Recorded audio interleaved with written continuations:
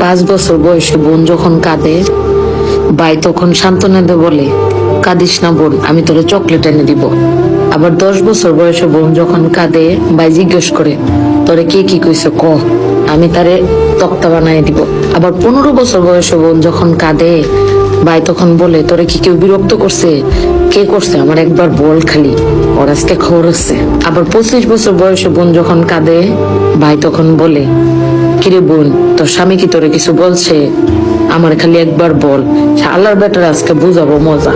তাহলে কি দাঁড়াইলো জিনিসটা?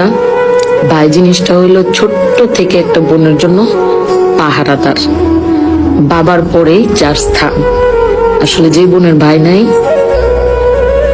সে তার জীবনে একটা ছায়া পায় নাই।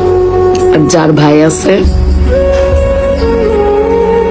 সে বোনের পৃথিবীতে বাবা না থাকলেও বট